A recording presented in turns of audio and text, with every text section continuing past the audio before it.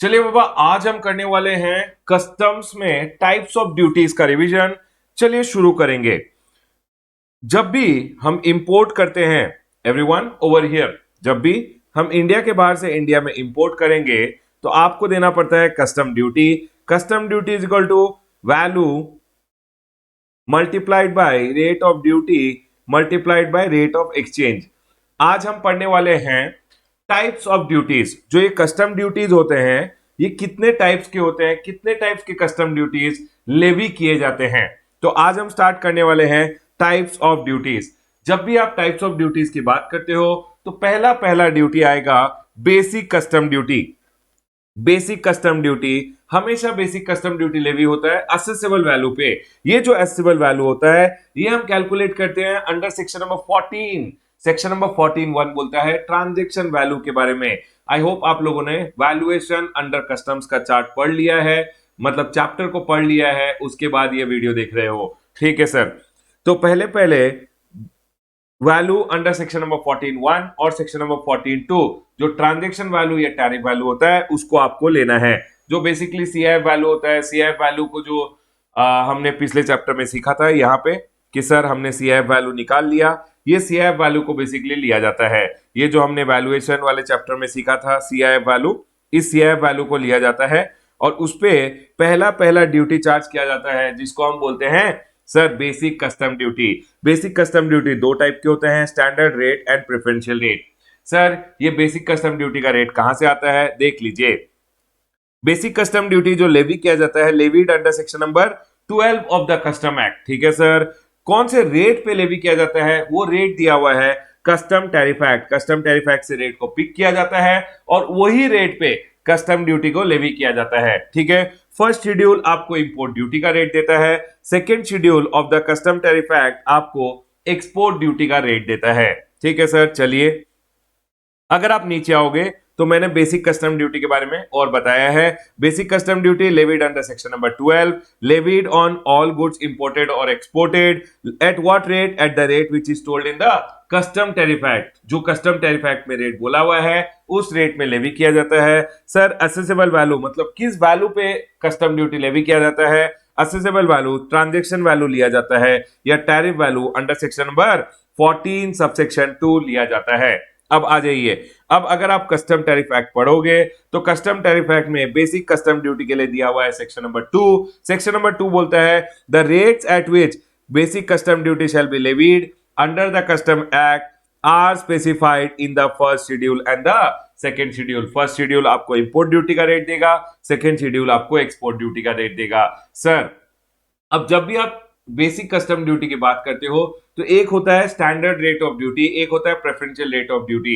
Sir preferential rate of duty कब मिलता है, स्टैंडर्ड रेट ऑफ ड्यूटी तब मिलेगा जब प्रेफरेंशियल रेट ऑफ ड्यूटी नहीं है। फॉर एन एग्जांपल, जनरली हमेशा जब भी आप इंपोर्ट करोगे इंपोर्ट पे स्टैंडर्ड रेट ऑफ ड्यूटी ही लगेगा, लेकिन अगर आपने इंपोर्ट किया है from a country which is a favoured nation of India और उस कंट्री का सर्टिफिकेट ऑफ ओरिजिन आपके पास है कि उसी कंट्री से गुड्स ओरिजिनेट होके आ रहे हैं, तो आपको प्रेफरेंशियल रेट ऑफ ड्यूटी मिलेगा प्रेफर्ड नेशन से अगर इंपोर्ट कर रहे हो। यही बोला है preferential rate of duty section number 4। Section number 4 बोलता है where standard rate and preferential rate both are specified duty will be levied at preferential rate. आपको प्रेफरेंशियल रेट ऑफ ड्यूटी मिलेगा subject to fulfilment of the condition. Exam में ध्यान रखिएगा, कभी कभी एक छोटा सा क्वेश्चन पूछ लेते हैं कि sir preferential rate of duty कब लगेगा। अगर स्टैंडर्ड रेट और प्रेफरेंशियल रेट दोनों दिया हुआ है तो आप प्रेफरेंशियल रेट कैसे ले सकते हो। तो बेटा पहला पॉइंट है at the time of import importer should make a specific claim for preferential rate of duty. आपको स्पेसिफिकली क्लेम करना पड़ेगा कि सर मेरे को प्रेफरेंशियल रेट ऑफ ड्यूटी दीजिए। आपको क्लेम करना पड़ेगा, जब आप बिल ऑफ एंट्री फाइल करोगे तो आपको प्रेफरेंशियल रेट ऑफ ड्यूटी लगाते हुए ड्यूटी असेस करना पड़ेगा। Secondly, importer also claims that the goods are produced और manufactured in such preferential area. For an example, Sri Lanka से आपने इंपोर्ट किया है, Sri Lanka is a favoured nation of the country, तो आपको बोलना पड़ेगा कि सर ये गुड्स प्रोड्यूस्ड या मैन्युफैक्चर्ड श्रीलंका में है, इसीलिए मैं प्रेफरेंशियल रेट ऑफ ड्यूटी मांग रहा हूं। Third, the origin of the goods shall be determined in accordance with the rules. Government ने कुछ रूल्स बनाए हैं, रूल्स के अकॉर्डिंग आपका जो गुड्स है उसका ओरिजिन वो डिटरमाइन करेंगे। और the area should be notified to be a preferential area, तभी आपको प्रेफरेंशियल रेट ऑफ ड्यूटी मिलेगा। कब मिलेगा? एरिया नोटिफाइड है एज ए प्रेफरेंशियल एरिया। ठीक है सर, एग्जाम में पूछ लेते हैं, अगर आपको ड्यूटी चाहिए लेवी करना है एट प्रेफरेंशियल रेट तो क्या क्या कंडीशन फुलफिल करना पड़ेगा? ये कंडीशन फुलफिल करना पड़ेगा, तभी आपको प्रेफरेंशियल रेट ऑफ ड्यूटी मिलेगा। ध्यान रखिएगा, कभी कभी छोटा सा क्वेश्चन पूछ लेते हैं, मेरे को नहीं लगता इतना इंपॉर्टेंट है, लेकिन फिर भी ध्यान रखिएगा। आगे आ जाइए। अब असेबल वैल्यू पहले चार्ज, असेबल वैल्यू होता है, असेबल वैल्यू पे पहले क्या चार्ज किया जाएगा? Basic custom duty. उसके बाद जो नेक्स्ट ड्यूटी है वो है प्रोटेक्टिव ड्यूटी। प्रोटेक्टिव ड्यूटी हमेशा नीचे आ जाइए, उसके बाद यहां पे लिखा हुआ है ये रहा। प्रोटेक्टिव ड्यूटी की जब आप बात करते हो, protective duty is levied under section number 6 of the custom tariff act. Sir, protective duty क्यों लेवी किया जाता है? अब सुनिए, समझ लीजिए आपने गुड्स इंपोर्ट किए, सर जो इंपोर्टर है उसने इंपोर्ट करके ड्यूटी दे के भी इंडिया में उस गुड्स को, फॉर एन एग्जांपल उसने इंपोर्ट किया, एक इंपोर्टर ने इंपोर्ट किया 60 रुपए में, 20% ड्यूटी दिया, 20% ड्यूटी देने के बाद भी वो इंडिया में 72 में बेच रहा है, और इंडियन डोमेस्टिक इंडस्ट्री अभी भी उस गुड्स को 100 रुपीज में बेच रही है। बाबा, कस्टम टैरिफ एक्ट, जब टैरिफ लगाया जाता है कि क्या रेट ऑफ कस्टम ड्यूटी लगेगा, तो उनको यह ध्यान रखना होता है कि इंपोर्ट ड्यूटी देने के बाद जब एक गुड्स इंडिया में लैंड हो तो उसका price equivalent to Indian domestic industries का प्राइस हो। एंड हेंस अगर समझ लीजिए after levying the custom duty सिर्फ 72 रुपीज आ रहा है, तो इंडियन गवर्नमेंट को ये डोमेस्टिक इंडस्ट्री बोलेगी, सर हमने तो गुड्स एफिशिएंटली अच्छे से बनाए हैं, इंपोर्ट पे आपने जो रेट ऑफ ड्यूटी लगाया है वो कम लगाया है, आपको रेट ऑफ ड्यूटी सही लगाना चाहिए, आपको रेट ऑफ ड्यूटी को इंक्रीज करना चाहिए। And hence temporarily Indian domestic industries को प्रोटेक्ट करने के लिए, permanently actually Indian domestic industries को प्रोटेक्ट करने के लिए गवर्नमेंट क्या करेगा? रेट ऑफ ड्यूटी बढ़ा देगा। अब इमीडिएटली रेट ऑफ ड्यूटी तो बढ़ा नहीं सकते, इसलिए इमीडिएटली एक प्रोटेक्टिव ड्यूटी लगा देता है to protect the domestic industries. ठीक है सर, पॉइंट क्लियर है। आ जाइए, levied by the central government on the recommendation of tariff commission. जो इंडिया का टैरिफ कमीशन है, जो rate of duty, rate of custom duty बताता है in the custom tariff act, तो टैरिफ कमीशन रिकमेंड करेगा सेंट्रल गवर्नमेंट को कि सर हमसे ही गलती हो गई है, हमने रेट सिर्फ 20% लगाया था, हमें रेट ऑफ ड्यूटी 30% लगाना था, फॉर द टाइम बीइंग आप 10% प्रोटेक्टिव ड्यूटी लगा दीजिए। So sir, levied by the central government on recommendation of tariff commission to protect the interest of the domestic industries. Sir, protective duty imposed on goods shall be deemed to be specified in the first schedule. तो अगर first schedule में 20% ही लिखा हुआ था, first schedule of the custom tariff act 10% protective duty और लगाया है, तो 10% प्रोटेक्टिव ड्यूटी को मानेंगे कि वो कस्टम टैरिफ एक्ट में बताया हुआ है ऑलरेडी, मतलब वो कस्टम टैरिफ एक्ट में लिखा हुआ है, ऐसा मानेंगे। ठीक है sir. If a notification is issued, the central government shall introduce a bill in the parliament during the next parliamentary session to give effect to the proposal in regards to the continuation of protective duty। जो protective duty levy किया जाता है उसके लिए central government एक bill introduce करेगा parliament में, और वो प्रोटेक्टिव ड्यूटी को फाइनल कर देगा, बेसिकली कस्टम टैरिफ एक्ट में ही अमेंडमेंट कर देगा। ये बोल रहे हैं if the notification under subsection 1, मतलब जो प्रोटेक्टिव ड्यूटी का नोटिफिकेशन है, is issued when the parliament is in session, तो बिल को इंट्रोड्यूस करना है उसी सेशन में, लेकिन अगर पार्लियामेंट सेशन में नहीं है तो नेक्स्ट पार्लियामेंट सेशन में आपको इंट्रोड्यूस कर देना है उस बिल को regarding the applicability of protective duty. Basically क्या करेंगे, कस्टम टैरिफ एक्ट में अमेंडमेंट करके रेट ऑफ ड्यूटी को बढ़ा देंगे। Notification shall cease to have effect after the expiry on the expiry of 6 months from the date of introduction of bill in parliament if it does not become a law. एक बार bill introduce हो गया parliament में, अगर वो 6 महीने में पास नहीं हुआ तो notification shall cease to have effect, मतलब नोटिफिकेशन इनएफेक्टिव हो जाएगा। ठीक है सर, ये हो गया प्रोटेक्टिव ड्यूटी। तो मैंने आपको क्या पढ़ाया? मैंने आपको बोला आप पहले एक काम कीजिए, हम पढ़ रहे हैं टाइप्स ऑफ ड्यूटीज का चैप्टर। ठीक है सर, मैंने आपको बोला कि सर पहले आप एक काम कीजिए, आप लीजिएगा वैल्यू। सर ये वैल्यू जो होगा ये कहां लेंगे? वैल्यू अंडर सेक्शन नंबर 14(1) जो ट्रांजेक्शन वैल्यू होता है या 14(2) जो टैरिफ वैल्यू होता है उसको आप लीजिएगा, ठीक है सर। प्लस आपको चार्ज करना है basic custom duty. Basic custom duty कहां से उठाएंगे? कस्टम टैरिफ एक्ट से उठाइएगा बेसिक कस्टम ड्यूटी, ठीक है सर। अब अगर गवर्नमेंट को डोमेस्टिक इंडस्ट्रीज को प्रोटेक्ट करना है और गवर्नमेंट को लग रहा है जो कस्टम टैरिफ एक्ट में रेट बोला हुआ है वो कम है, उसको थोड़ा बढ़ाना चाहिए, तो government for the time being protective duty लगा देगा और protective duty under section number 6 लगाया जाएगा, ठीक है सर। अब एक वैल्यू आ गया, टोटल कीजिएगा, अब एक वैल्यू आ गया, तो यही इस वैल्यू को बोलते हैं, मैंने ए नाम दिया है, ठीक है। अब लेवी किया जाएगा CVD under section number 3(1). CVD under section number 3(1) levy किया जाएगा। इतना इंपॉर्टेंट नहीं है, सुन लीजिए फिर भी। जब पहले इंपोर्ट करते थे इंडियन डोमेस्टिक इंडस्ट्रीज लेवी किया जाता था। इंडियन डोमेस्टिक इंडस्ट्रीज जब इंडिया में अगर कुछ गुड्स मैन्युफैक्चर हो रहे थे तो सर एक्साइज ड्यूटी लग रहा था, इंपोर्टेड गुड्स पे एक्साइज ड्यूटी नहीं लग रहा था। हेंस इंडियन गुड्स के पैरिटी में लाने के लिए, डोमेस्टिक गुड्स के पैरिटी में इंपोर्टेड गुड्स को लाने के लिए, इंपोर्टेड गुड्स पे जितना डोमेस्टिक इंडस्ट्री के गुड्स पे एक्साइज ड्यूटी लग रहा था उतना इंपोर्टेड गुड्स पे एक्साइज ड्यूटी लगा दिया जाता था। एक्साइज ड्यूटी का नाम बदल के CVD under section number countervailing duty, ये जो इंडियन डोमेस्टिक इंडस्ट्रीज पे एक्साइज ड्यूटी लग रहा था उस ड्यूटी को काउंटर वेल करने के लिए गवर्नमेंट क्या कर रहा था? सीवीडी अंडर सेक्शन नंबर 3(1) लगा रहा था, यही है। लेकिन अब इंडियन गुड्स पे आ गया जीएसटी, तो सर एक्साइज ड्यूटी रहा नहीं, इसीलिए सीवीडी 3(1) का बहुत लिमिटेड एप्लीकेबिलिटी रह गया है सर। अब आजकल सीवीडी 3(1) लेवी होता है सिर्फ alcoholic liquor for human consumption, AL for HC, alcoholic liquor for human consumption पे, और tobacco products and HP MAN पे। सर HP मैन क्या है?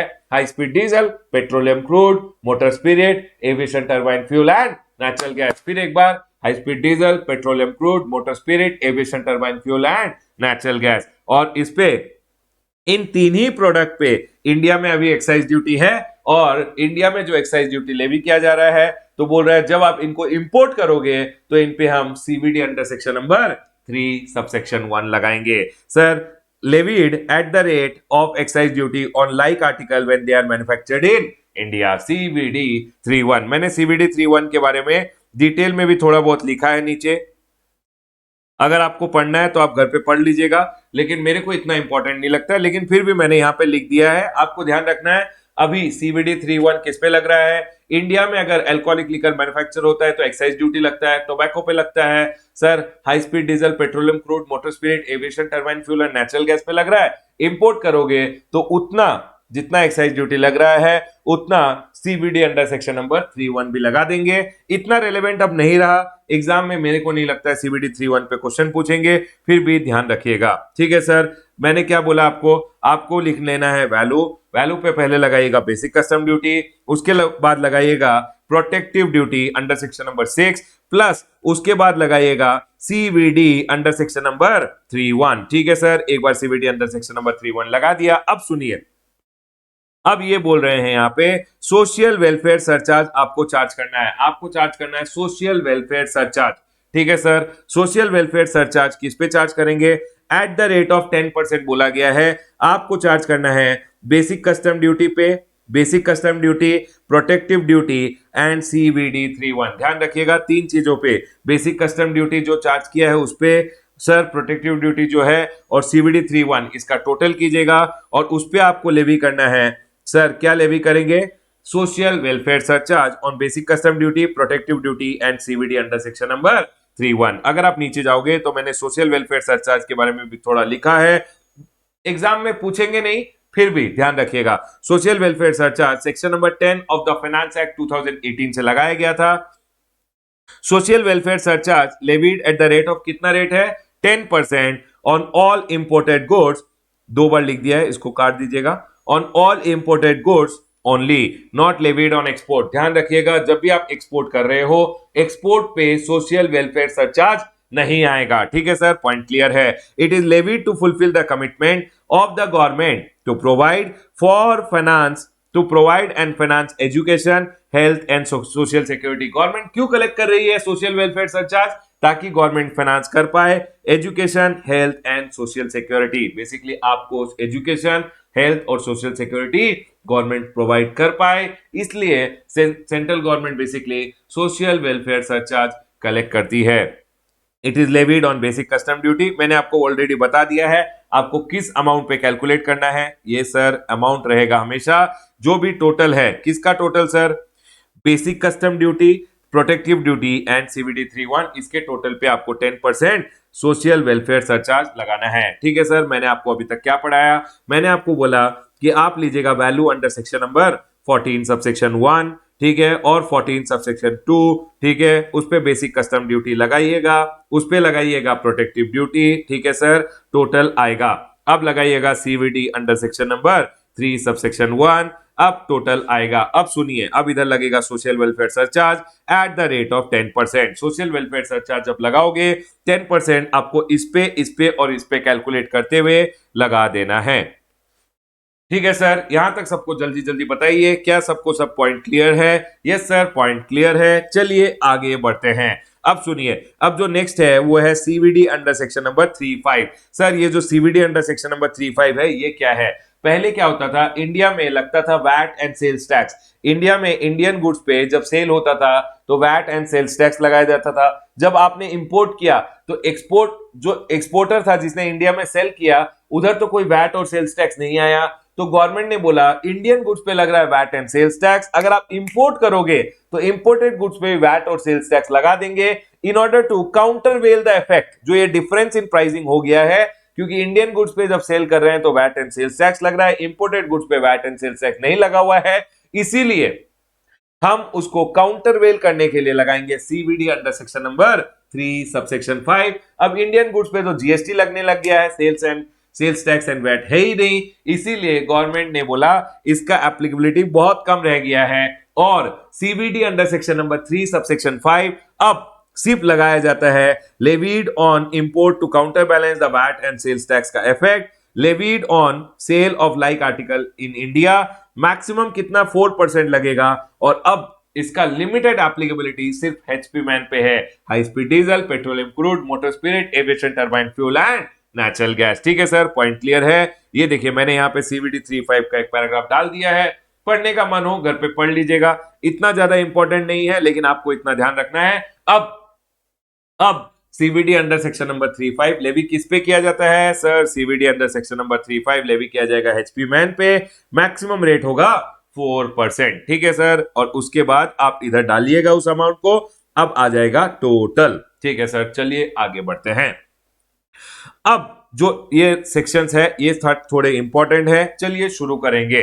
अब आता है safeguard duty under section number 8B of the custom tariff act. अब safeguard duty levy किया जाएगा। ठीक है सर, यहां मैंने एक शॉर्टकट में लिखा है, एक लाइनर, अगर एग्जाम के दिन पढ़ के जाना हो तो ये टेबल पढ़ के जाओगे तो काफी है। ठीक है, अभी पढ़ लेते हैं इसको डिटेल में। सेफगार्ड ड्यूटी, आ जाइए नीचे, ये रहा safeguard duty under section number 8 of the कस्ट 8B, सेक्शन नंबर 8B में लेवी किया जाता है। सर सेफगार्ड मेजर है, section number 8B of the custom tariff act का नाम है safeguard measure. Under safeguard measures government safeguard duty levy करता है।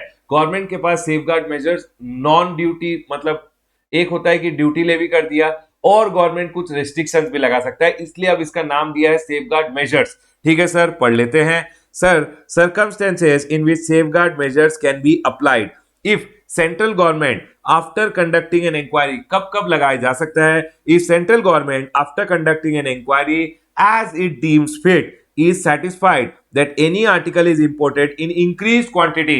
कैलकुलेटर का इंडिया में रिक्वायरमेंट ही सिर्फ 10,000 यूनिट का है या 1 लाख यूनिट का है। फॉर एन एग्जांपल, इंडिया में इंक्रीज क्वांटिटी में कोई बंदा क्या कर रहा है, 5 लाख कैलकुलेटर इंडिया में भेज दे रहा है, तो इंक्रीज क्वांटिटी में कैलकुलेटर्स इंडिया में आ गए हैं और इंडियन मार्केट फ्लडेड हो गया है। Under circumstances so as to cause और threatening to cause serious injury to domestic industry. अब ये जो इंक्रीज क्वांटिटी इंडिया में आ गया है, डोमेस्टिक इंडस्ट्रीज डर रही हैं। डोमेस्टिक इंडस्ट्रीज बोल रही है सर इंडियन मार्केट को फ्लड कर दिया है, इस फ्लड में हम भी बह जाएंगे। तो गवर्नमेंट ने बोला क्या प्रॉब्लम है डोमेस्टिक इंडस्ट्रीज, आप क्यों कॉम्पीट नहीं कर पा रहे हो? डोमेस्टिक इंडस्ट्रीज बोल रही है सर हमें कुछ टाइम चाहिए, हम मशीनरी वगैरह खरीदना चाहते हैं। तो गवर्नमेंट बोलती है कुछ टाइम हम आपको देंगे, आपको हम सेफगार्ड करने के लिए सेफगार्ड ड्यूटी लगा रहे हैं ताकि आप अपने आप को ज्यादा कॉम्पिटिटिव बना पाओ। तो सर गवर्नमेंट क्या करेगी, then it may by notification in the official gazette apply safeguard measure on article as it deems fit, मतलब जितना इंजुरी हो रहा है उतना सेफगार्ड ड्यूटी लगा देगा गवर्नमेंट। सर ऑब्जेक्टिव क्या होता है सेफगार्ड मेजर का, protect the interest of any domestic industry in India to make it more competitive. India का डोमेस्टिक इंडस्ट्रीज को ज्यादा कॉम्पिटिटिव बनाने के लिए गवर्नमेंट क्या करता है, सेफगार्ड मेजर लगा देता है, बोलता है आप कॉम्पिटिटिव बनिए, तब तक हम रोक के रखते हैं, इन पे ज्यादा ड्यूटी लगाते हैं ताकि इंडिया में ये आर्टिकल्स एक्सपेंसिव बन जाए। तो sir modes of safeguard measure का क्या क्या मोड है, मतलब पहला तो गवर्नमेंट सेफगार्ड ड्यूटी लगा सकता है, imposition of safeguard duty. Secondly government क्या करेगा, application of tariff rate quota, government क्या करेगा, एक कोटा फिक्स कर देगा कि अगर 10,000 यूनिट तक इंडिया में ये आर्टिकल आ रहा है तो कोई सेफगार्ड ड्यूटी नहीं लगेगा, लेकिन अगर 10,000 आर्टिकल से ज्यादा आ रहा है तो सर इतना रेट ऑफ ड्यूटी लगेगा। टैरिफ रेट कोटा लगा देगा गवर्नमेंट क्या करेगा, एक कोटा डिसाइड करेगा कि इतना तो इंडिया का रिक्वायरमेंट है ही, इतना तो इंपोर्ट होना ही चाहिए, उसके अलावा अगर ज्यादा इंपोर्ट हो रहा है तो सेफगार्ड ड्यूटी लगेगा, ऐसा टैरिफ रेट कोटा गवर्नमेंट लगा देगी। उसके बाद और such other measure as the central government may find appropriate, हो सकता है कुछ रेस्ट्रिक्शन वगैरह लगा दे। Minimum level of tariff quota कैसे डिसाइड करेगा, गवर्नमेंट बोल रहा है average level of import in the last 3 representing year for which statistics are available. Last 3 सालों में कैलकुलेटर्स इंडिया में कितने इंपोर्ट किए गए थे उसका एवरेज लेके उसको कोटा फिक्स कर देगी कि इतना तो आना ही चाहिए, अगर इतना आ रहा है तो हम बहुत कम सेफगार्ड ड्यूटी लगाएंगे या सेफगार्ड ड्यूटी लगाएंगे नहीं, इससे ज्यादा अगर इंडिया में आया तो उस पे सेफगार्ड ड्यूटी का एक रेट बता दिया जाएगा ताकि वो प्रोडक्ट्स इंडिया में एक्सपेंसिव होना स्टार्ट हो जाए और डोमेस्टिक इंडस्ट्री प्रोटेक्टेड रहे। ठीक है सर, पॉइंट क्लियर है सर। उसके बाद बोला गया है एग्जम्पशन फ्रॉम सेफगार्ड मेजर, मतलब सेफगार्ड मेजर कब कब नहीं लगाए जाएंगे, मतलब इन सिनारियो में सेफगार्ड मेजर्स नहीं लगाए जाएंगे कब, सर अगर आर्टिकल ऑरिजिनेट हो रहा है from a developing country, India भी डेवलपिंग कंट्री है और एक डेवलपिंग कंट्री से आ रहा है, for an example Thailand, example लेते हैं, थाईलैंड से आ रहा है कुछ प्रोडक्ट इंडिया में, थाईलैंड भी एक डेवलपिंग कंट्री है, इंडिया का ब्रदर कंट्री हो गया, डेवलपिंग कंट्री है, क्योंकि इंडिया भी डेवलपिंग वो भी डेवलपिंग, तो गवर्नमेंट बोल रहा है डेवलपिंग कंट्री से अगर आ रहा है so long as the share of import of that article does not exceed 3% of the total import of that article into India, 3% तक अगर है तो सेफगार्ड ड्यूटी नहीं लगाया जाएगा।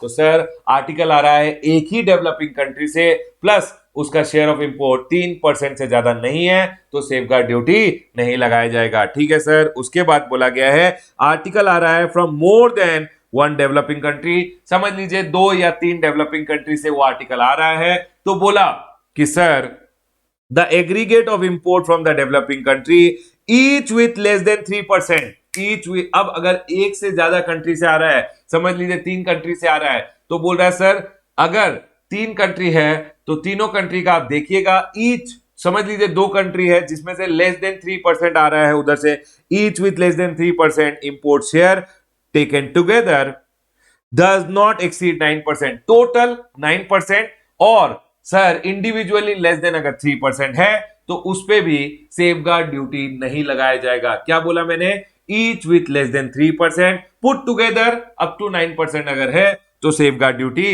नहीं लगाया जाएगा of the total import of that article into India. Sir अगर इंपोर्ट किया गया है बाय ईओयू और एसईजेड, 100% एक्सपोर्ट ओरिएंटेड यूनिट या एसईजेड यूनिट अगर इंपोर्ट करता है, क्योंकि ईओयू और एसईजेड यूनिट बेसिकली एक्सपोर्ट करने वाला है, तो गवर्नमेंट बोलते हैं कि जब आप इंपोर्ट करोगे तो आप पे हम सेफगार्ड ड्यूटी नहीं लगाएंगे, क्योंकि बेटा हम तो इंपोर्ट करेंगे और सर एक्सपोर्ट कर देंगे, तो गवर्नमेंट ने बोला आप पे कोई सेफगार्ड ड्यूटी नहीं लगेगा। लेकिन आपने अगर उस गुड्स को डोमेस्टिकली क्लियर कर दिया, डोमेस्टिक टैरिफ एरिया में, मतलब इंडिया में अगर उन गुड्स को क्लियर कर दिया या उनसे उस आर्टिकल से कुछ गुड्स बनाए और उस गुड्स को इंडिया में क्लियर कर दिया तो सेफगार्ड ड्यूटी लगा दिया जाएगा। यही बोला है यहाँ पे, import by 100% export oriented unit unless specifically made applicable, or the article imported is either cleared in the domestic tariff area or used in the manufacture of any goods that are cleared in the domestic tariff area.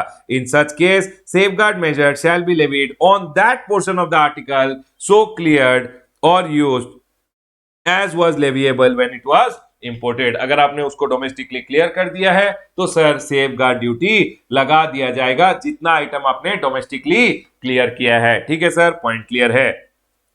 Provisional imposition, क्या provisionally लगाया जा सकता है safeguard duty for the time being, जब तक government finalise नहीं करे कि कितना सेफगार्ड ड्यूटी लगाना है. क्या प्रोविजनली लगाया जा सकता है? यस बाबा, प्रोविजनली लगाया जा सकता है. सेंट्रल गवर्नमेंट में impose the duty provisionally. Secondly sir, अगर फाइनलाइज किया ड्यूटी, प्रोविजनली लगा दिया था 10%, फाइनलाइजेशन पे पता चला कि सेफगार्ड ड्यूटी सिर्फ 8% लगाना चाहिए था, क्या रिफंड मिलेगा? यस बाबा, रिफंड दे दिया जाएगा. उसके बाद बोला है कि सर प्रोविजनली मैक्सिमम कितने दिनों के लगा जा सकता है?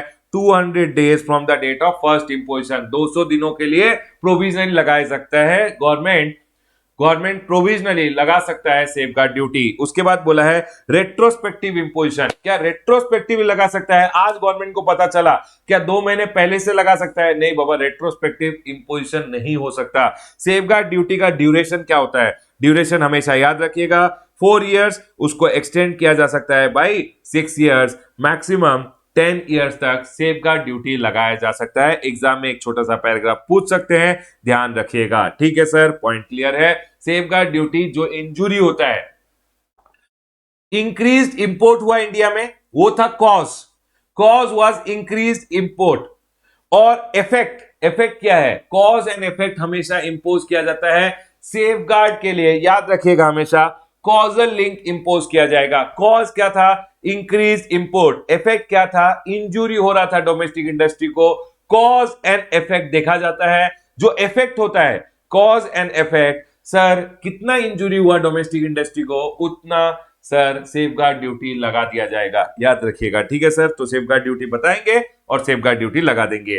अब आपके एग्जाम पर्पस के लिए सबसे ज्यादा इंपॉर्टेंट है ये एंड ये. चलिए शुरू करते हैं. CVD on subsidised article under section number 9 of the custom tariff act. Sir CVD on subsidised article, बाबा अगर नाम ही देख रहे हो तो ही समझ में आ गया होगा कि समझ लीजिए यहाँ चाइना गवर्नमेंट है. चाइना गवर्नमेंट क्या कर रहा है? इंडिया में एक मैन्युफैक्चरर को बोल रहा है तू बेटा भेज इंडिया में गुड्स. अगर तू इंडिया में गुड्स भेजेगा एक इंपोर्टर को, समझ ले तू यहाँ पे भेज रहा है 100 रुपए में ना, मैं चाइना गवर्नमेंट बोल रहा है मैं दूंगी तुझे 20 रुपए का सब्सिडी. तू एक काम कर, इंडिया में इन गुड्स को सस्ता भेज. 80 रुपए में भेजेगा, इंडियन डोमेस्टिक इंडस्ट्रीज को हैम्पर करेगा, तो मैं तुझे दूंगी सब्सिडी. इंडियन गवर्नमेंट बोला चाइनीज गवर्नमेंट दे रहा है सब्सिडी, हम लगा देंगे एंटी सब्सिडी ड्यूटी. और उसको बोला चाइनीज गवर्नमेंट का जो सब्सिडी है उसको काउंटरवेल करने के लिए, in order to countervail, Indian government ने लगा दिया काउंटरवेलिंग ड्यूटी. देखिए क्या बोल रहा है यहाँ पे, CVD on subsidised article under section number 9. चलिए पढ़ते हैं सेक्शन नंबर 9. एग्जाम के लिए इंपॉर्टेंट है, अमेंडमेंट भी है, पढ़ लीजिए. सेक्शन नंबर 9 बोलता है where a country pays subsidy upon exportation of an article into India, central government मतलब चाइनीज गवर्नमेंट या कोई भी गवर्नमेंट बेसिकली अगर सब्सिडी दे रहा है तो उस आर्टिकल को इंडिया में भेजने के लिए अगर सब्सिडी दे रहा है तो इंडियन गवर्नमेंट बोल रहा है हम अपनी डोमेस्टिक इंडस्ट्रीज को प्रोटेक्ट करने के लिए लगा देंगे एंटी सब्सिडी ड्यूटी. यही बोला है. सेंट्रल गवर्नमेंट नोटिफिकेशन इशू करेगी और इंपोज करेगी CVD not exceeding the amount of subsidy. याद रखिएगा कॉज एंड इफेक्ट रिलेशनशिप होना चाहिए. कॉज है सब्सिडी दिया 20 रुपए का, इंडियन डोमेस्टिक इंडस्ट्रीज को हैम्पर हो रहा है 10 रुपए का, तो सर सब्सिडी कितना लगेगा? 10 रुपए का लगेगा. याद रखिएगा कॉज एंड इफेक्ट देखा जाएगा. कॉज था सब्सिडी, इफेक्ट कितना हो रहा था इंडिया में उसको देखा जाएगा. अगर इंडिया में इफेक्ट सिर्फ 10 रुपए का हो रहा है तो सर 20 रुपए या 10 रुपए विचएवर इज लोअर, 10 रुपए का एंटी सब्सिडी ड्यूटी लगा दिया जाएगा. कॉजल लिंक इंपोज किया जाता है, कॉज एंड इफेक्ट लिंक. ठीक है सर. Amount of subsidy will be amount notified which is lower of the subsidy और injury margin. Subsidy Chinese government ने दिया है 20 रुपए का, इंडिया में इंजुरी हो रहा है कितना? 10 रुपए का, तो सर सब्सिडी लगेगा सिर्फ 10 रुपए का, नोटिफाई कर देगी government. Maximum CVD not exceeding the amount of such subsidy, मतलब जितना सब्सिडी दिया जा रहा है उतना मैक्सिमम सीवीडी इंडियन गवर्नमेंट लगा सकती है. सर कब कब माना जाएगा कि सब्सिडी एग्जिस्ट कर रहा है, कब कब मान लिया जाएगा कि सब्सिडी एग्जिस्ट करता है? Sir the subsidy shall be deemed to exist if there is a financial contribution by the government or any public body within the territory of the exporting country, that is where there is a direct fund transfer by the government or government revenue that are otherwise due is foregone and not collected। मतलब government क्या कर रहा है, लोगों को support दे रहा है, government क्या कर रहा है, टैक्स वगैरह नहीं ले रहा है। अगर एक मैन्युफैक्चरर इंडिया में गुड्स भेजेगा तो उस मैन्युफैक्चरर को बोला तेरे से टैक्स नहीं लिया जाएगा। एक मैन्युफैक्चरर को बोला अगर आप गुड्स इंडिया में भेजोगे तो सर हम आपको डायरेक्ट फंड ट्रांसफर करेंगे, कुछ पैसे देंगे एक्स्ट्रा, तो सर तब मान लिया जाएगा कि सब्सिडी है, गवर्नमेंट सब्सिडी दे रहा है उस कंट्री का। ए गवर्नमेंट प्रोवाइड गुड्स और services other than general infrastructure, government क्या कर रहा है, बोल रहा है इंडिया में गुड्स सेंड करेगा, ये गुड्स हम आपको एक्स्ट्रा देंगे, ये सर्विसेज हम आपको प्रोवाइड करेंगे अगर आप गुड्स मैन्युफैक्चर करके सस्ते में इंडिया में बेच रहे हो। तब मान लिया जाएगा कि उस गवर्नमेंट ने सब्सिडी दिया है और इंडियन गवर्नमेंट क्या करेगा, एंटी सब्सिडी ड्यूटी जिसको हम बोलते हैं सीबीडी ऑन सब्सिडाइज आर्टिकल लगा देगा। Next, government grant maintains any form of income or price support which operates directly or indirectly to increase the export of any article from its territory। Government क्या कर रहा है, grants वगैरह दे रहा है ताकि वो आर्टिकल उस कंट्री से एक्सपोर्ट ज्यादा हो और इस कंट्री में लोगों को सस्ते में दूसरी कंट्री में वो बंदा भेज रहा है, उस केस में गवर्नमेंट उसको ग्रांट्स वगैरह दे रहा है तो मान लिया जाएगा कि सब्सिडी एग्जिस्ट करता है। एग्जाम में पूछ सकते हैं कि कब कब माना जाएगा कि सब्सिडी एग्जिस्ट करता है। उसके बाद आ जाइए ways that constitute circumvention of CVD. Indian government ने क्या किया, बोला अगर चाइना से कोई बंदा इंडिया में अगर कैलकुलेटर भेज रहा है तो चाइना से भेज रहा है, कैलकुलेटर भेज रहा है तो उस पे लगेगा सीवीडी 20%, समझ लीजिए, या 100 रुपए का सीवीडी समझ लीजिए, एक बार फिगर बोलता हूं 100 रुपीज का गवर्नमेंट बोल रहा है सीवीडी लगेगा। अभी चाइनीज पर्सन क्या करेगा ना, ये क्या करेगा, ये इस सीवीडी को अवॉइड करने के लिए कुछ काम कर सकता है। तो गवर्नमेंट ने बोला किन किन चीजों को हम मान लेंगे कि आप सीवीडी का सरकमवेंशन करने की कोशिश कर रहे हो, मतलब अवॉइड करने की कोशिश कर रहे हो। ये क्या करेगा ना, ये चाइना से पहले इसको भेजेगा दुबई कैलकुलेटर्स को और दुबई से इंडिया भेजने की कोशिश करेगा, इसको भी माना जाएगा circumvention. Origin of the country change कर देगा। सेकेंडली, चाइना से जब इंडिया भेज रहा है कैलकुलेटर के नाम को चेंज करके कुछ और नाम रख देगा, डिस्क्रिप्शन को चेंज करके कुछ और डिस्क्रिप्शन रख देगा, इंडिया में इन गुड्स को भेजेगा टुकड़े टुकड़े करके पार्ट्स में भेज देगा और इंडिया में असेंबली करा लेगा, इसको माना जाएगा सरकमवेंशन। और अगर इसने सरकमवेंशन करने की कोशिश की तो जो नया प्रोडक्ट है या नए नाम से भेज रहा है या दूसरी कंट्री भेज रहा है वो अब उन प्रोडक्ट्स पे भी ड्यूटी लगा दिया जाएगा। यही बोला है यहां पे, देखिए, by altering the description name composition of the article, अगर आप इंडिया में भेजने की कोशिश कर रहे हो तो आप कर रहे हो circumvention. By import of such article in unassembled और डिसअसेंबल्ड फॉर्म, अब इंडिया में कैसे इंपोर्ट हो रहा है उसका, अनअसेंबल्ड फॉर्म, डिसअसेंबल्ड मतलब उसको टुकड़े टुकड़े करके पार्ट्स में इंडिया में भेजा जा रहा है। By changing the country of origin, sir का क्या किया, चाइना से दुबई भेजा और दुबई से इंडिया में भेज रहा है, सीबीडी को नलीफाई कर रहा है, सीबीडी लगेगा ही नहीं, अगर दुबई से इंडिया में गुड्स आएगा तो सीबीडी नहीं लगेगा। Next, in any other manner whereby the CBD so imposed is rendered ineffective, अगर ये सब किया तो इसको हम मानेंगे कि आप सरकमवेंट करने की, मतलब आप ड्यूटी को अवॉइड करने की कोशिश कर रहे हो। और यहां पे बोला है सेंट्रल गवर्नमेंट इन्वेस्टिगेट करेगी और अब ड्यूटी लगा देगी उन गुड्स पे, समझ लीजिए आपने नाम चेंज करके भेजा है तो जो नाम चेंज करके गुड्स भेजा है उस पे अब गवर्नमेंट ड्यूटी लगा देगी। In such case investigation shall be carried out and CVD can be imposed on such article. अब देखिए ये अमेंडमेंट है, from such date not earlier than the date of the initiation of the inquiry as the central government may by notification in the official gazette specify. Central government ने अगर आज एक inquiry start किया, इस दिन decide हुआ कि हां ड्यूटी लगाना है, तो सर जिस दिन इंक्वायरी स्टार्ट किया था उस दिन से रेट्रोस्पेक्टिवली, मतलब उस दिन से गवर्नमेंट क्या कर सकता है, सीबीडी ऑन सब्सिडाइज आर्टिकल लगा सकता है। किस पे, उन गुड्स पे जिसका नाम चेंज करके अब इंडिया में भेजा जा रहा है, सर उस पे भी ड्यूटी लगा सकता है from the date of the inquiry. यही बोला है यहां पे, ठीक है सर। अब सुनिए, एक प्रोडक्ट इंडिया में बिक रहा था 100 रुपए में, ठीक है सर, और वो प्रोडक्ट अगर चाइना से आ रहा था तो चाइना से वो प्रोडक्ट 80 रुपए में आ रहा था, ठीक है। तो यहां पे क्या हो रहा था, 20 रुपए का चाइनीज गवर्नमेंट सब्सिडी दे रहा था। इंडियन गवर्नमेंट ने बोला 80 रुपए में आ रहा है, 80 रुपए में 10 रुपए का समझ लीजिए बेसिक कस्टम ड्यूटी लग गया। इंडियन गवर्नमेंट ने क्या किया, सीवीडी लगा दिया 10 रुपए का, सीवीडी ऑन सब्सिडाइज आर्टिकल। अब सुनिए, यहां तक क्या हो रहा था, 90 रुपए में ही ये इंडिया में लैंड हो रहा था, इंडियन डोमेस्टिक प्रोडक्ट से ये सस्ता था।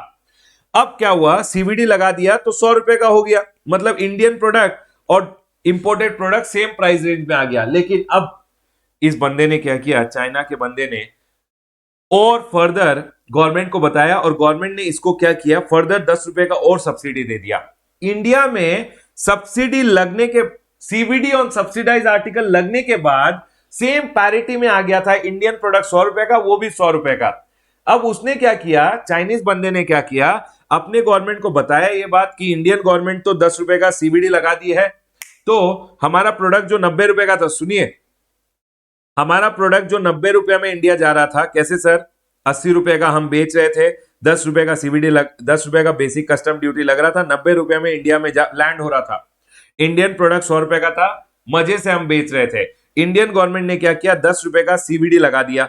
अब ये सीवीडी को बेकार करने के लिए ये क्या करेंगे ना, सुनिए, ये क्या करेंगे, चाइना से जो ये प्रोडक्ट को 80 में बेच रहे थे अब 70 कर देंगे, मतलब चाइना से एक्सपोर्ट प्राइस कम कर देंगे। इसको बोलते हैं एब्जॉर्प्शन। ये बोल रहा है मैं अब्सॉर्ब कर लूंगा, इंडियन गवर्नमेंट 10 रुपए का सब्सिडी लगा रहा है, सीवीडी ऑन सब्सिडाइज आर्टिकल लगा रहा है, सीवीडी ऑन सब्सिडाइज आर्टिकल, हम 10 रुपए अपना प्राइस और कम कर देंगे। इसको बोलते हैं अब्जॉर्प्शन।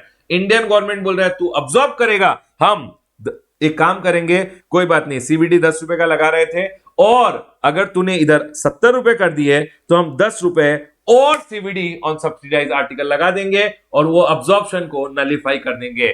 यही बोला है यहां पे, अगर उसने एक्सपोर्ट प्राइस कम कर दिया, इंडियन गवर्नमेंट ने 10 रुपए का सब्सिडी सीवीडी लगाया, उसने क्या किया, एक्सपोर्ट प्राइस कम कर दिया। इंडियन गवर्नमेंट बोल रहा है एक्सपोर्ट प्राइस कम करेगा, कोई बात नहीं, आपने अगर एक्सपोर्ट प्राइस कम कर दिया है, कोई बात नहीं, जितना एक्सपोर्ट प्राइस कम करके आप अब्सॉर्ब करने की कोशिश कर रहे हो सीवीडी को, उतना हम सीवीडी और लगा देंगे। अपना जो सीवीडी लगा हुआ था उसको हम मॉडिफाई करके और ज्यादा कर देंगे। देखिए यहां क्या बोला है, absorption, where central government on inquiry is of the opinion that absorption of CVD has taken place to render the CVD ineffective, it may modify, government modify कर सकती है such duty to counter the effect of such absorption from such date not earlier than the date of initiation of inquiry, as the central government may by notification in the official gazette specify। Central government ने आज inquiry start किया, इस दिन पता चला yes sir absorption हो रहा है, तो सेंट्रल गवर्नमेंट नोटिफिकेशन इशू करके सीवीडी को मॉडिफाई कर सकती है, लेकिन कब से, not from the date earlier than the initiation of the inquiry। Sir कब माना जाएगा अब्जॉर्प्शन किया जा रहा है, सर अब्जॉर्प्शन तब माना जाएगा जब उसने फर्दर प्राइस को रिड्यूस कर दिया और इंडिया में जो प्राइस था वो चेंज ही नहीं हुआ। मतलब सर इंडिया में क्या कर रहा था, वो 90 रुपए में बेच रहा था, 90 में ही बेच रहा है, कैसे, इंडियन गवर्नमेंट ने तो सीवीडी लगाया फिर भी 90 में कैसे बेच रहा है, क्योंकि चाइनीज गवर्नमेंट ने और सब्सिडी दे दिया और चाइना के उस बंदे ने अब 70 रुपए का प्राइस कर दिया, तब माना जाएगा। बेसिकली जब प्राइस रिड्यूस उन्होंने किया तो उन्होंने अब्सॉर्ब करने की कोशिश की, इंडिया के प्राइस को चेंज नहीं होने दिया। जब इंडिया के प्राइस को चेंज नहीं होने दिया, मतलब इंडिया में 90 का बिक रहा था, 90 का ही अभी बिक रहा है, इंडियन गवर्नमेंट ने सीवीडी लगा लिया फिर भी 90 का बिक रहा है, तो सर तब माना जाएगा कि सर वहां पे उसने अब्सॉर्प्शन करने की कोशिश की है, चाइनीज एक्सपोर्टर ने अब्सॉर्प्शन किया है, ये मान लिया जाएगा। If there is a decrease in the export price of the article without, sir China से तो एक्सपोर्ट प्राइस कम हो गया है, लेकिन without any commensurate change in resale price in India from the exporting country or territory under such circumstances as may be provided in the rules। Sir provisionally ये duty लगा सकते हैं क्या, pending the determination, yes sir लगा सकते हैं, और जब डिटरमाइन कर लिया फाइनल ड्यूटी तो जो डिफरेंशियल था वो रिफंड कर दिया जाएगा। Sir no CVD no CVD on article imported by 100% EOU और एसईजेड। हमेशा याद रखिएगा safeguard duty, CVD under section number 9, CVD under section number 9A, ये सारे ड्यूटी जो है वो 100% ईओयू और एसईजेड पे नहीं लगते। और अगर 100% ईओयू और एसईजेड ने इंपोर्ट किया तो सीवीडी नहीं लगेगा। अगर उन्होंने डोमेस्टिकली उन गुड्स को क्लियर कर दिया तो जितना गुड्स डोमेस्टिकली क्लियर करेंगे उन पे सीवीडी उस समय लगा दिया जाएगा। यही पॉइंट का आपको ध्यान रखना है, ठीक है सर। ये पॉइंट कॉमन है, सेफगार्ड ड्यूटी, सीवीडी और सब्सिडाइज आर्टिकल एंड जो एंटी डंपिंग ड्यूटी है, तीनों में ये पॉइंट कॉमन है। सर रेट्रोस्पेक्टिवली लगा सकते हैं क्या? यस सर, 90 डेज के लिए आप रेट्रोस्पेक्टिवली लगा सकते हो। मतलब आज अगर आपने लगाया ड्यूटी, आप उसको 90 डेज रेट्रोस्पेक्टिवली उस ड्यूटी को लगा सकते हो। यही बोला है यहाँ पे, allowed for a date prior to the date of imposition. आज से इंपोज किया, 90 डेज प्रायर से आप लगा सकते हो, but not beyond 90 days from the notification. Notification issue किया आज सीवीडी ऑन सब्सिडाइज आर्टिकल का 90 डेज प्रायर, मतलब रेट्रोस्पेक्टिवली 90 डेज प्रायर से भी लगा सकते हो।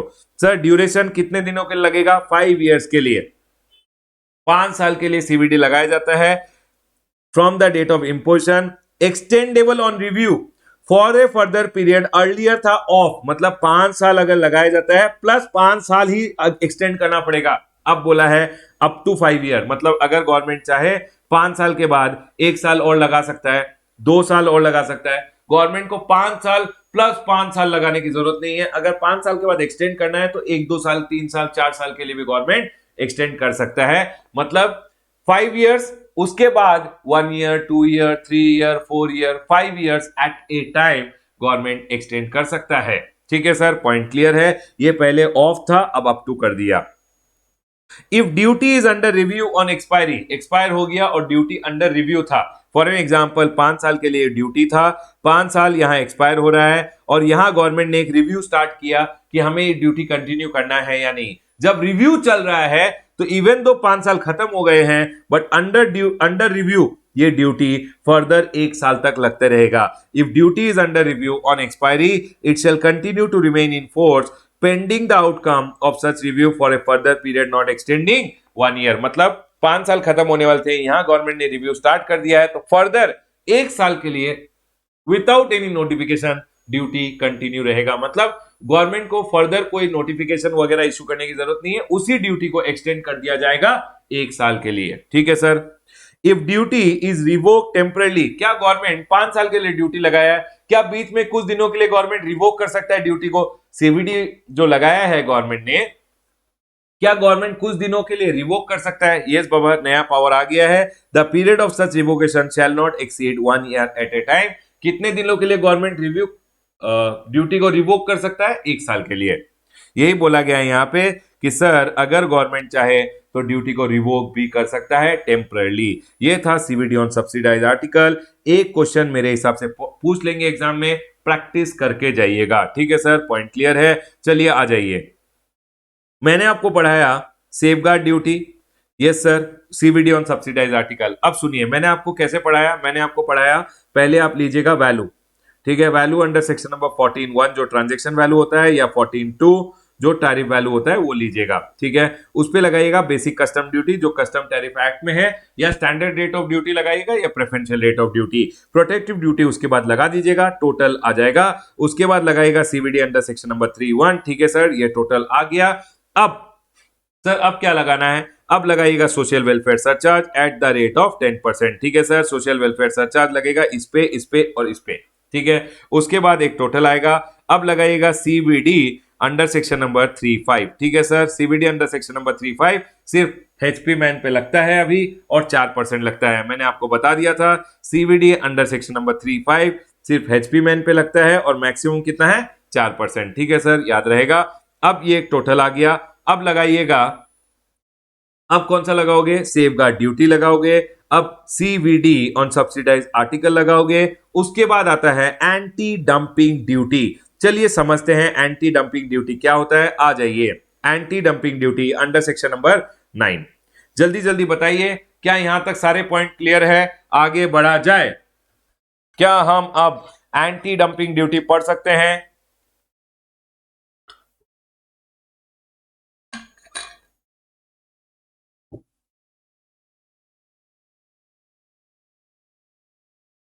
चलिए बाबा कंटिन्यू करते हैं एंटी डंपिंग ड्यूटी से, ठीक है, आ जाइए।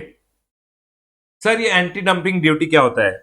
सर एंटी डंपिंग ड्यूटी का मतलब होता है कि एक कंट्री से अगर गुड्स इंडिया में डंप किए जा रहे हैं, फॉर एन एग्जांपल एक बंदा था यूएस में, उसके पास ये जो पेन है, ये पेन के 1 लाख यूनिट पड़े हुए हैं। अब उसके पास तो पड़े हुए हैं, वो क्या करेगा, इंडिया में इन 10 रुपए की चीज को 5 रुपए में डंप कर देगा। ऐसे डंप करेगा कि इंडिया में इतने सस्ते बेच देगा कि इंडियन डोमेस्टिक इंडस्ट्रीज मर जाए, और एक बार इंडियन डोमेस्टिक इंडस्ट्रीज मर गए तो वो प्राइस बढ़ा देगा। उसको बोलते हैं डंपिंग। अगर कोई इंडिया में डंपिंग करने की कोशिश कर रहा है, डंप यार्ड थोड़ी है कि आप डंप कर दोगे, तो इंडियन गवर्नमेंट बोल रहा है हम लगा देंगे एंटी डंपिंग ड्यूटी। चलिए शुरू करते हैं, क्या बोल रहा है anti dumping duty.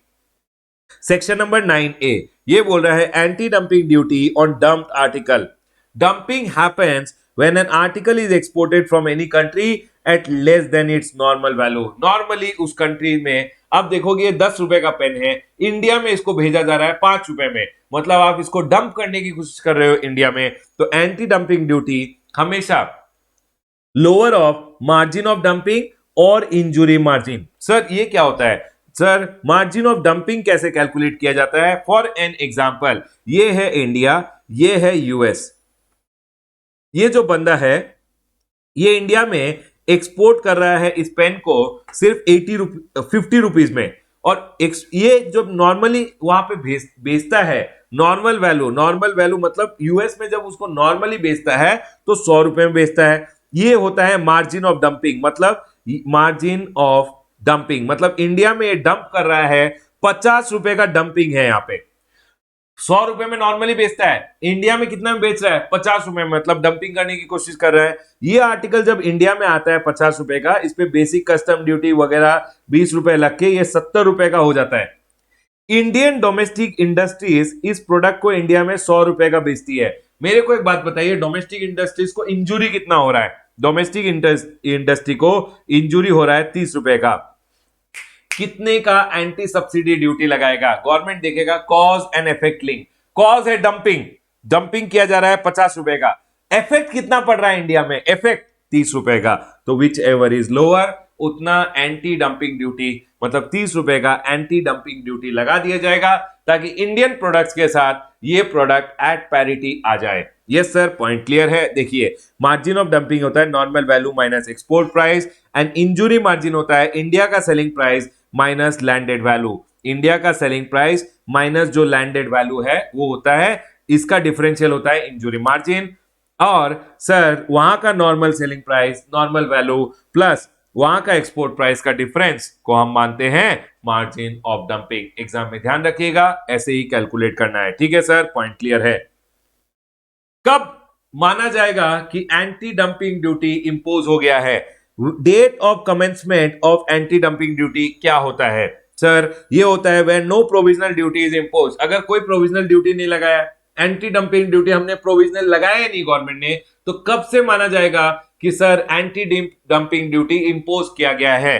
The date of publication of notification imposing anti dumping duty in the official gazette. जिस दिन ऑफिशियल गैजेट में गवर्नमेंट एंटी डंपिंग ड्यूटी का नोटिस पब्लिश कर देगी, उस दिन से एंटी डंपिंग ड्यूटी लग जाएगा। Where provisional duty is impose, जहां ड्यूटी प्रोविजनली इंपोज किया गया था, तो sir the date of publication of the notification imposing provisional duty in the official gazette. जिस दिन गवर्नमेंट नोटिफिकेशन पब्लिश कर देगा कि प्रोविजनली ड्यूटी लगाया जाएगा, उस दिन से sir anti dumping duty provisionally लग जाएगा। उसके बाद where anti dumping duty is impose retrospectively from a date prior to the date of imposition of provisional duty.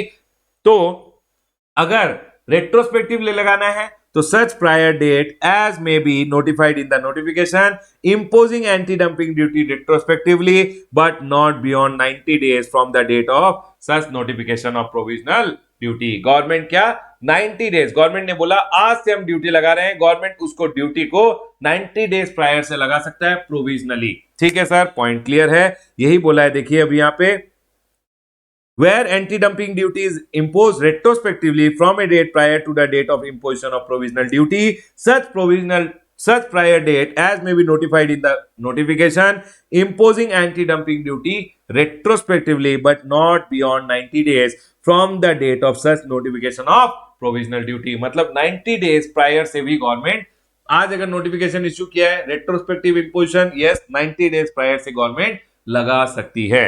उसके बाद आया sir same circumvention measure, absorption, जो मैंने पॉइंट आपको पढ़ाए थे ऊपर। सर ये जो सरकमवेंशन मेजर्स थे कि सर क्या कोई सरकमवेंट कर सकता है, यस गवर्नमेंट ने लगा दिया एंटी डंपिंग ड्यूटी कि चाइना से ये गुड्स आ रहा है तो एंटी डंपिंग ड्यूटी लगेगा। चाइना वाला बंदा क्या करेगा, गुड्स का नाम चेंज करके भेज देगा, कंट्री ऑफ ओरिजिन चेंज कर देगा। सेम जो मैंने आपको सीवीडी ऑन सब्सिडाइज आर्टिकल पढ़ाया था, सेम पॉइंट्स यहां पे भी एप्लीकेबल है। यही मैंने बोला, anti circumvention measure, absorption and no anti dumping duty on article imported by 100% EOU और SEZ, same as section number 91A जो मैंने ऊपर पढ़ा दिया है। सर क्या इसको प्रोविजनल लगा सकते हैं? यस बाबा, प्रोविजनली ड्यूटी को लगाया जा सकता है। अगर प्रोविजनल लगाया को 100 रुपए, फाइनलाइजेशन पे मालूम चला सिर्फ 80 लगाना था, डिफरेंशियल आपको रिफंड कर दिया जाएगा। Sir no anti dumping duty अगर इंपोर्ट किया जा रहा है बाय 100% EOU और SEZ, ये जो मैंने आपको पढ़ाया था सेम, लेकिन अगर उन्होंने डोमेस्टिकली क्लियर कर दिया तो एंटी डंपिंग ड्यूटी लगा दिया जाएगा जितने गुड्स उन्होंने डोमेस्टिकली क्लियर किए हैं। ठीक है सर। रेट्रोस्पेक्टिव लगाया जा सकता है, यस सर 90 डेज प्रायर लगाया जा सकता है। Retrospective imposition of duty provisionally but not beyond 90 days from the date of such notification. Sir duration क्या होगा? 5 साल का ड्यूरेशन होगा, extendable by further period of 5 years था, अब उसको अप टू कर दिया है। मतलब 5 साल के बाद 1 साल, 2 साल, 3 साल, 4 साल, 5 साल गवर्नमेंट जैसे चाहे इंपोज कर सकती है। नेक्स्ट सर अगर ड्यूटी अंडर रिव्यू है, 5 साल खत्म होने वाले हैं, गवर्नमेंट ने एक रिव्यू स्टार्ट कर दिया था यहाँ पे, तो फर्दर 1 साल के लिए वो ड्यूटी और लगेगा क्योंकि ड्यूटी अंडर रिव्यू है। If duty Can the duty be revoked temporarily? Yes Baba, revoke किया जा सकता है for a period of 1 year at a time. The period of such revocation shall not exceed 1 year at a time. अगर government को लगा कि 5 साल के बीच में, समझ लिया गवर्नमेंट को लगा कि ड्यूटी को रिवोक कर लेते हैं, तो 5 साल के बीच में 1 साल 1 year at a time government revoke कर सकता है। ठीक है सर, पॉइंट क्लियर है। Refund of anti dumping duty एक छोटा सा पॉइंट है, पढ़ लीजिएगा, मैं नहीं पढ़ाऊंगा इसको, कुछ इंपॉर्टेंट नहीं है इसमें। No levy under section number 9 और 9A CVD on subsidise article और एंटी डंपिंग ड्यूटी कब लेवी नहीं किया जा सकता, उसके लिए भी एक 9B एक पॉइंट है, ये भी मैंने यहां पे दिया है। अपील के लिए 9C मैंने यहां मेंशन किया है कि सर क्या आप जो ये ऑर्डर इश्यू होते हैं एंटी डंपिंग ड्यूटी, सब्सिडी वगैरह का, इस ऑर्डर को चैलेंज कर सकते हैं, यही लिखा हुआ है यहां पे देखिए। Appeal within 90 days from the date of order. Under appeal appellate tribunal may condone the delay on sufficient cause, यही है। Appeal lies with the central excise and appellate tribunal against the order of anti-dumping duty, CVD on subsidized article and safeguard duty। जो ये 3 duty levy किए जाते हैं, इनके against आप appeal में भी जा सकते हो। अपील का फीस क्या होता है? 15,000 रुपए का होता है। ठीक है सर, आ जाइए ऊपर। सर उसके बाद टोटल आ जाएगा, ये टोटल को हम बोलते हैं, ये टोटल को हम बोलते हैं वैल्यू अंडर सेक्शन नंबर 3.8 और 3.10। सुन लीजिए बाबा, मैंने आपको क्या पढ़ाया? मैंने आपको बोला पहले लेना वैल्यू अंडर सेक्शन नंबर 14.1 और सेक्शन नंबर 14.2। ठीक है सर, उस पे आप लगाइएगा बेसिक कस्टम ड्यूटी। ठीक है सर, उसके ऊपर आप लगाइएगा प्रोटेक्टिव ड्यूटी। ठीक है सर, टोटल आ गया। अब सीवीडी अंडर सेक्शन नंबर 3.1 लगाइएगा। ठीक है सर, आ गया। अब जो टोटल आ गया, अब लगाइएगा social welfare surcharge at the rate of 10%, ये लगाइएगा सीवीडी, प्रोटेक्टिव ड्यूटी और बेसिक कस्टम ड्यूटी पे। ठीक है सर, आ गया टोटल। अब लगाइएगा सीवीडी अंडर सेक्शन नंबर 3.5। ठीक है सर, लगा देंगे। अब टोटल आ गया। अब लगाइएगा सेफगार्ड ड्यूटी जो गवर्नमेंट नोटिफाई करेगी सर। उसके बाद सीवीडी ऑन सब्सिडाइज आर्टिकल लगाइएगा। ठीक है सर, एंटी डंपिंग ड्यूटी लगा दीजिएगा। अब टोटल आ गया। अब गवर्नमेंट बोल रही है इस वैल्यू को हम बोलेंगे सर, इस वैल्यू को बोलेंगे 3.8 का वैल्यू, और 3.8 के वैल्यू पे आईजीएसटी लेवी होता है, और आईजीएसटी लेवी करने के लिए अंडर कस्टम एक्ट उसको बोलते हैं CVD under section number 37। CVD under section number 37 कुछ नहीं है, काउंटर वेलिंग ड्यूटी है। जितना इंडियन गुड्स पे आईजीएसटी लगता है, उतना इंपोर्टेड गुड्स पे उतना rate of CVD under section number 37 लगाएंगे, और ये सीवीडी लगता है इस वैल्यू पे 38 के वैल्यू पे। ठीक है सर, 38 के वैल्यू पे 37 में आईजीएसटी लगाया जाएगा। और सुनिए, जीएसटी कॉम्पेंसेशन सेस लगता है under section number 39, CVD under section number 39 को जीएसटी कॉम्पेंसेशन सेस बोलते हैं, और ये लगाया जाएगा 310 की वैल्यू पे। अरे 310 की वैल्यू कुछ नहीं है, यही है, बस उस पे लगा दिया जाएगा जीएसटी कॉम्पेंसेशन सेस। आ जाइए देख लीजिए, IGST under section number 337 of the custom tariff act, इस वैल्यू पे आपको आईजीएसटी लगाना है। सर जीएसटी कॉम्पेंसेशन सेस, इसी वैल्यू पे जीएसटी कॉम्पेंसेशन सेस लगाना है और टोटल आ जाएगा। डन सर, पॉइंट क्लियर है। सुन लीजिए, यही मैंने लिखा है, CVD under section number 37, basically जितना इंडियन गुड्स पे जीएसटी लग रहा है उतना इंपोर्टेड गुड्स पे आईजीएसटी चार्ज करना है। सर वैल्यू क्या होगा मैंने आपको बता दिया, टोटल कैसे निकालना है ये रहा, ये 38 का वैल्यू मैंने आपको ऑलरेडी निकालना बता दिया है। उसके बाद सर 39 का वैल्यू और उस पे लगेगा जीएसटी कॉम्पेंसेशन सेस, कैसे निकालोगे?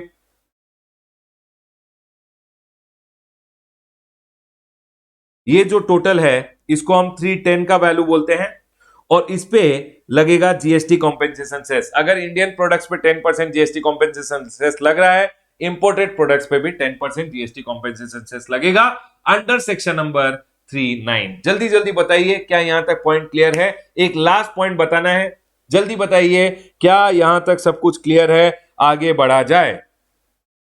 यस सर, आगे बढ़ सकते हैं। चलिए आगे बढ़ते हैं, आ जाइए।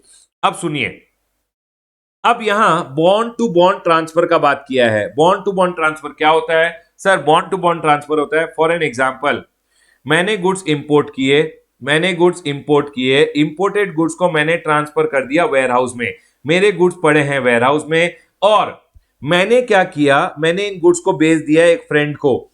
जब मैंने इस गुड्स को अपने फ्रेंड को बेच दिया, अंडर जीएसटी इस पे जीएसटी नहीं आता। याद रखिएगा, जब आपने अपना डॉक्यूमेंट ऑफ टाइटल समझ लिया, बिल ऑफ लेडिंग मेरे पास था, मैंने बिल ऑफ लेडिंग अपने फ्रेंड को ट्रांसफर कर दिया। जब आपने बिल ऑफ लेडिंग अपने फ्रेंड को ट्रांसफर कर दिया, वेयरहाउस गुड्स थे, अब आपका फ्रेंड जब वेयरहाउस से क्लियर करने जाएगा तो सर वो किस वैल्यू पे ड्यूटी देगा? किस वैल्यू पे ड्यूटी देगा? किस वैल्यू पे आईजीएसटी पे करेगा? आपको ध्यान रखना है, जब आपका फ्रेंड यहां कस्टम से क्लियर करने जाएगा तो सर कस्टम ऑफिसर बोलेगा आपको आईजीएसटी पे करना है ऑन 38 का वैल्यू। 38 का वैल्यू तो मैंने आपको बता दिया, और जो ये ट्रांजेक्शन वैल्यू हुआ था ना, वो transaction value whichever is higher, इसको हम बोलते हैं बॉन्ड टू बॉन्ड ट्रांसफर। जब आपने अपने जो कस्टम वेयरहाउस में गुड्स स्टोर किए हुए हैं उनको अपने फ्रेंड को भेज दिया, तो जीएसटी एक्ट में उसमें जीएसटी चार्ज नहीं किया जाता। शेड्यूल 3 में उसको एग्जेम्प्ट किया गया है, उसको neither supply of goods nor supply of service बोला गया है अंडर शेड्यूल 3 सप्लाई चैप्टर में। लेकिन अंडर कस्टम्स उस पे जीएसटी चार्ज कर लिया जाता है, 38 के वैल्यू पे चार्ज किया जाएगा और transaction value whichever is higher. ठीक है सर, पॉइंट क्लियर है, यही यहां पे बोला गया है। और sir bond to bond transfer पे sir section number 38A applicable होता है। Same way bond to bond transfer पे जीएसटी कॉम्पेंसेशन सेस जब चार्ज किया जाएगा तो सर जीएसटी कॉम्पेंसेशन सेस भी चार्ज किया जाएगा। 38 की वैल्यू की जगह इधर बोलेंगे 39 की वैल्यू, 310 की वैल्यू, सेम 38 की वैल्यू को 310 की वैल्यू भी बोलते हैं, और ट्रांजैक्शन वैल्यू इसी पे जीएसटी कॉम्पेंसेशन सेस भी चार्ज किया जाएगा। ठीक है सर, वही बोला गया है 310A में, सेक्शन नंबर 310A यही बोलता है। सर क्या बोला आपने? मैंने यही बोला है कि सर जो ये अमाउंट आ गया, ये वैल्यू जो आ गया, इस वैल्यू को हम बोलते हैं 38 की वैल्यू, 310 की वैल्यू। ठीक है सर, इस वैल्यू पे under section number 37 IGST charge किया जाता है, under section number 39 GST compensation cess की चार्ज किया जाएगा। ठीक है सर, ये पॉइंट क्लियर है। समझ लीजिए आपको बॉन्ड टू बॉन्ड ट्रांसफर का केस है, मतलब वेयरहाउस गुड्स को बेचा गया था, उस केस में ये वैल्यू और transaction value whichever is higher पे IGST and GST compensation cess charge किया जाएगा। दैट्स इट, इतना ही बोला है इन्होंने, किन्होंने? 38A एंड 310A ने। ठीक है सर, ये पॉइंट क्लियर है। यहां मैं अपना चैप्टर क्लोज करता हूं, लेकिन एक छोटा सा पॉइंट, ये अभी नया अमेंडमेंट आया है, agriculture infrastructure and development cess, agriculture infrastructure and development cess, इसको लेवी किया गया under section number 124 of the finance act. Sir it is levied on import of specified goods, government बोल रहा है agriculture infrastructure development cess, central government बोल रही है हम कलेक्ट करेंगे एग्रीकल्चर इंफ्रास्ट्रक्चर डेवलपमेंट सेस। जब भी कुछ आर्टिकल्स इंडिया में इंपोर्ट हो गए, कुछ स्पेसिफाइड आर्टिकल्स के लिए बोला हुआ है, उनके ट्रांजैक्शन वैल्यू पे हम कलेक्ट करेंगे एग्रीकल्चर इंफ्रास्ट्रक्चर डेवलपमेंट सेस, जो कलेक्ट करेंगे उसको यूज करेंगे for the development of agriculture. इतना ही 4 पॉइंट्स आपके स्टैट्यूटरी अपडेट में मेंशन्ड है, आपको इतना ही पढ़ के जाना है। Levied on import of specified goods at notified rate. For instance, some of the notified goods are apples, kabuli chana, gold, etc. This cess is used to finance the improvement of agriculture infrastructure and other development expenditure. जो cess collect करेंगे उसको use करेंगे agriculture का development के लिए, agriculture का infrastructure development के लिए, ठीक है। This cess is on imported goods shall be in addition to other duties of custom. ये एडिशनल ड्यूटी कलेक्ट किया जा रहा है by the government. The value of the goods for AIDC, sir क्या वैल्यू पे agriculture infrastructure development cess collect किया जाएगा, is calculated in the same manner as the value of goods is calculated for the purpose of custom duty under section number 14(1) of the custom tariff act. Basically AIDC charge किया जाएगा on section number 14(1) का value. Yes sir, ये जो 14 section number 14(1) ये जो value है इस पे agriculture infrastructure development cess charge किया जाएगा। क्विकली बताइए कमेंट करके, सर क्या ये पॉइंट क्लियर है सबको? यस सर, पॉइंट क्लियर है। यहां मेरा चैप्टर क्लोज होता है। मैं आपको फिर से बोल देता हूं, सुन लीजिए। मैंने स्टार्ट किया सेक्शन नंबर 14(1) या 14(2) की वैल्यू से। यस सर, उस पे आपको चार्ज करना है basic custom duty. Yes sir, point clear है। उसके ऊपर आपको चार्ज करना है प्रोटेक्टिव ड्यूटी। यस सर, यहां पे आ जाएगा टोटल। अब आपको चार्ज करना है टोटल पे CVD countervailing duty under section number 3 subsection 1, countervailing duty under section number 3 subsection 1, ठीक है सर, ये आ गया। अब इधर आएगा social welfare surcharge at the rate of 10%, ठीक है सर, आ गया। अब टोटल आएगा सीवीडी 35, इधर ऐड कर देना, ठीक है सर, आ गया। अब इसके बाद आपको चार्ज करना है सेफगार्ड ड्यूटी, ठीक है सर। उसके बाद आपको चार्ज करना है CVD on subsidise article, okay. Anti dumping duty charge कर देना। अब इधर टोटल आ जाएगा।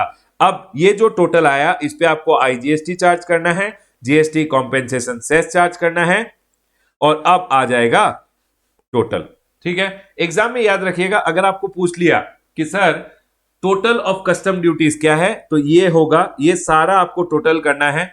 ये जब आप टोटल करोगे तो उसको बोला जाएगा total of the custom duties which are being charge. इसको भी कस्टम ड्यूटी बोला जाता है, इसको भी कस्टम ड्यूटी बोला जाता है, इसको भी कस्टम ड्यूटी और इसको भी कस्टम ड्यूटी। याद रखिएगा, ये सारे ड्यूटीज ऑफ कस्टम माने जाते हैं जब इनको under the custom tariff act charge किया गया है, ठीक है सर, पॉइंट क्लियर है। यहां मैं अपना चैप्टर क्लोज करता हूं। एग्जाम में CVD on subsidise article, anti dumping duty, IGST and GST compensation cess, ध्यान रखिएगा, मेरे को लगता है एग्जाम के लिए बहुत इंपॉर्टेंट है। ए ग्रेडेड चैप्टर है क्योंकि इस बार ये दोनों पॉइंट में अमेंडमेंट है। यहां मैं अपना chapter of types of duties close करता हूं। वीडियो पसंद आया हो तो कमेंट करके जरूर बताइएगा और चैनल को सब्सक्राइब करना मत भूलिएगा।